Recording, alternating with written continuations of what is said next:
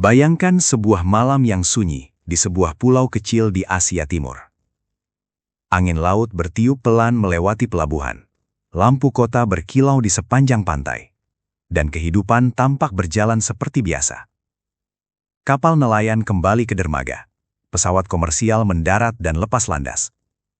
Orang-orang pulang dari kantor tanpa menyadari bahwa tempat ini sedang menjadi pusat perhatian para jenderal, diplomat dan analis militer di seluruh dunia.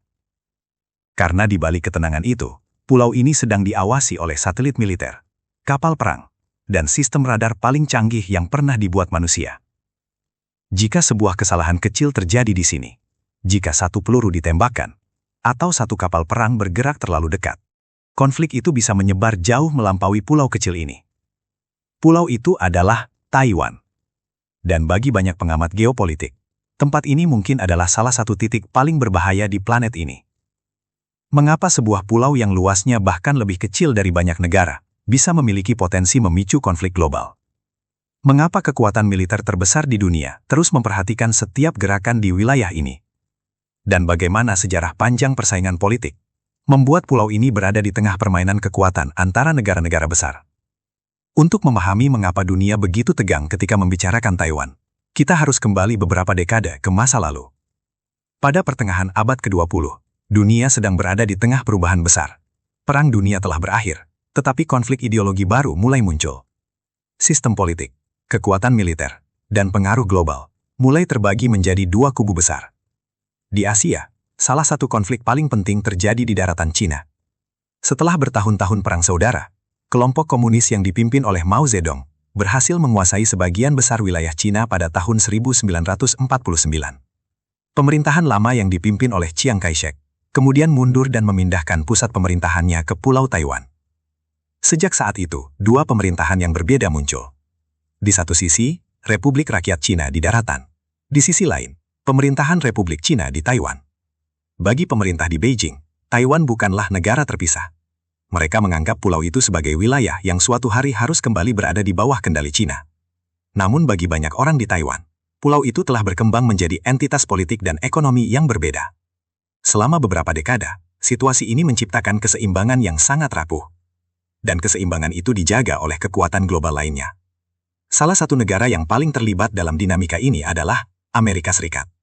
Sejak Perang Dingin, Amerika Serikat memiliki kepentingan strategis besar di kawasan Asia Timur.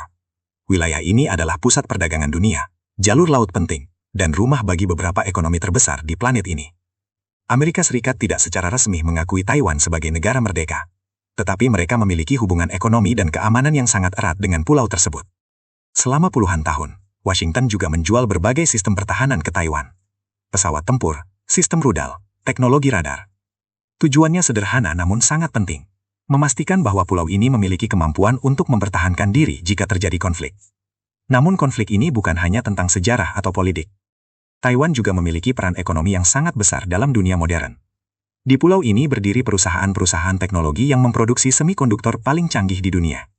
Chip kecil yang dibuat di pabrik-pabrik Taiwan menjadi otak bagi hampir semua teknologi modern. Smartphone, laptop, mobil listrik, satelit, sistem senjata militer. Bahkan jet tempur dan sistem pertahanan rudal bergantung pada komponen mikroelektronik yang sangat kompleks ini. Jika produksi semikonduktor dari Taiwan terganggu, dampaknya bisa terasa di seluruh dunia.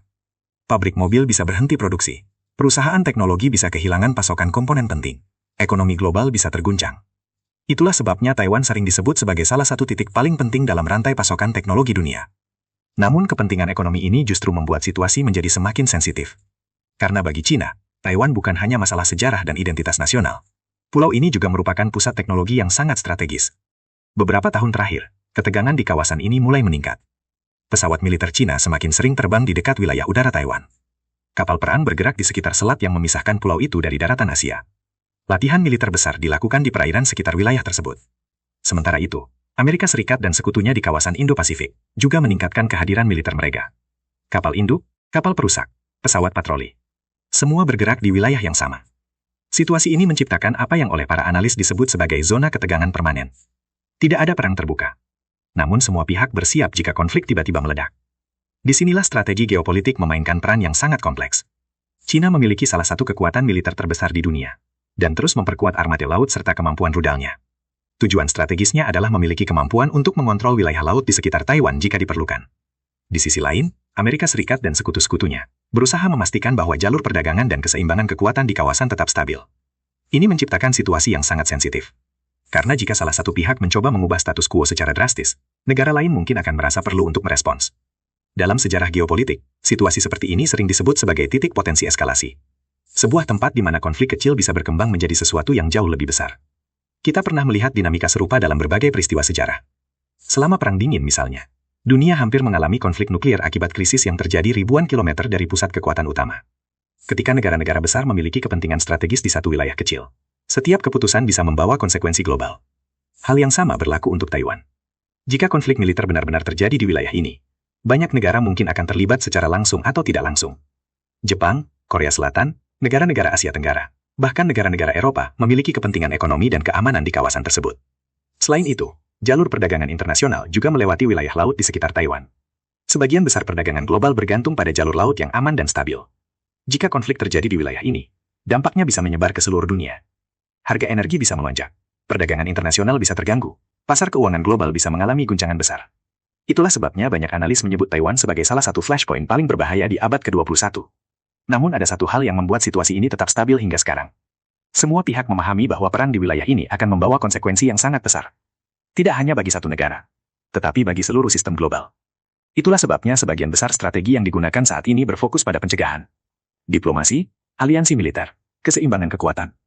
Semua dirancang untuk memastikan bahwa konflik tidak pernah benar-benar meledak. Namun sejarah menunjukkan bahwa keseimbangan seperti ini tidak selalu bertahan selamanya.